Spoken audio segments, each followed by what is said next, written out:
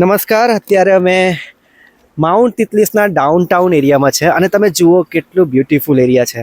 આમ નજર કરો, પહેલું તો સામે પહાડ છે, કેટલો ગ્રીન આખો પહાડ છે, એની ઉપર આખો વાદળથી ઢંકેલો પહાડ છે અને બધા ઘર કેટલા બ્યુટીફુલ લાગે છે અને રૂફ જે બધા એક સિસ્ટમેટિક ઘર અને એટલા સુંદર ઘર બધા દેખાય છે, બ્યુટીફુલ હાઉસીસ. અને તમે આ પાસેની આ નદી જુઓ, કેટલી સુંદર આ નદી વહી રહી છે કે જેમાંથી આપણને ડૂબકી મારવાનું મન થઈ જાય. અને આ જ નદી સામે એક સરોવર પણ બનાવે છે, એ પણ તમે જુઓ. અને એની ઉપર પણ તમે જુઓ વાદળ છાયા છે અને અત્યારે પણ અમે ઝીણો ઝીણો હલકો હલકો વરસાદ મહેસૂસ કરી રહ્યા છે. આ બાજુ તમે જ્યાં નજર કરશો ત્યાં ગ્રીનરી ગ્રીનરી ગ્રીનરી ગ્રીનરી ને ગ્રીનરી છે. આખો વિસ્તાર ગ્રીન, એકદમ જાણે કે હરિયાળી પથરાઈ ગઈ હોય એવો છે. તો હું હવે આ આગળનું મિતાંકીને હેન્ડઓવર કરું છું, એ આપણા બધાના એક્સપિરિયન્સીસ લેશે. મિતાંકી, પહેલા તો તમારો એક્સપિરિયન્સ કહો, કેવું લાગ્યું માઉન્ટ તિતલી? બહુ જ સરસ. ઠરી જવાય છે ઉપર તો. અમેઝિંગ. અચ્છા, પેલું પાછળ છે ને ગંડોલા રાઈડ છે, તમે અમે એમાં ઉપર ગયેલા. અમે ત્યાં ઉપર ગયા હતા અને બરફમાં રમીને અમે નીચે આવ્યા. બરફમાં બહુ મજા કરી. અને હા મિતાંકી, બરફ પહેલી વાર જોયો હતો ને, કેવું લાગ્યો? બહુ મસ્ત. દોરું દોરું આંખો ના ખુલે. ઓકે, હવે આપણે એક પછી એક એક્સપિરિયન્સ મિતાંકી તમે કલેક્ટ કરો બધાના. કેવું લાગ્યું તમને માઉન્ટ તિતલીસ? માઉન્ટ તિતલી તો ખૂબ સરસ છે. અમે અહીંયા ગંડોલા રાઈડમાં બેઠા અને ત્યાં ગયા તો બાપરે બાપ, એટલો બધો બરફ કે અમે તો જોઈને જ નાચવાનું ને કૂદવાનું મન થઈ ગયું. અને અમે તો લપસણી એટલી ખાધી, ગરબા બી કર્યા ત્યાં અને બહુ જ મજા કરી. હાલો, અમે ગંડોલા રાઉન્ડમાં બેઠા, ઉપર જઈને જોયું તો એટલી બીક લાગતી હતી કે જાણે શું થશે, અને એટલું સુંદર રમણીય વાતાવરણ લાગતું હતું. અને ઉપર ગયા અને બરફના ગોળા ફેંકીને રમ્યા, ગરબા કર્યા, બહુ મજા કરી. પ્રભુનો પુષ્કળ આભાર. મને તો એવું જ થાય છે કે પ્રભુએ માણસને કેટલી બુદ્ધિ આપી છે ને આ બધું શું કેમનું કેવી રીતે બનાવ્યું હશે. મને તો બહુ જ આશ્ચર્ય થાય છે. અને આ જગ્યા તો એટલી સુંદર છે કે અહીંથી જવાનું પણ મન નહીં થાય. Thank you. તો રહી જજો.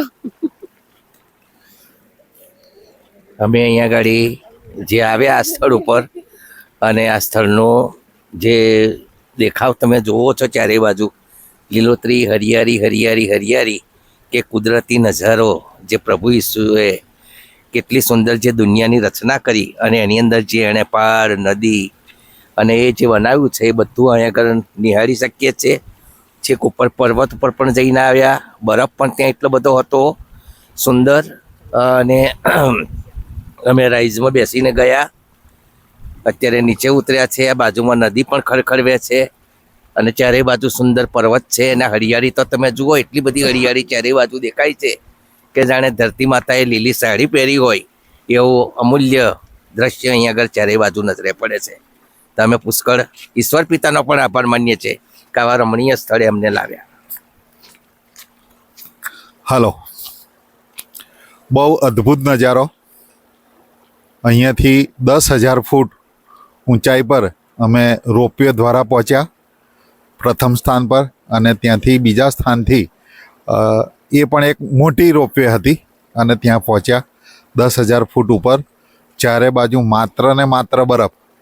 અને વિશેષ તો જે બરફની ગુફા હતી, ટનલ, એ ટનલમાં થઈ અને અમે પસાર થયા.